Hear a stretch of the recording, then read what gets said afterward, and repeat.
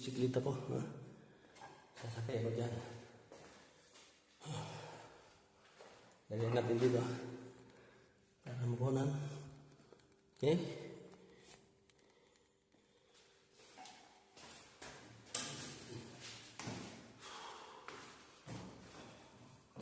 Wala yata ganyan. Pag sumali ka sa mga Toro Luzon, Toro Milan, kailangan mag-practice ka dito.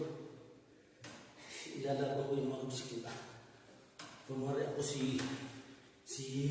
yung mga pagbibiling ko, si Bunyo, si Pantani, ang mga Amerikano, si Armstrong, lalabanan ko sila kasi matanda na sila eh.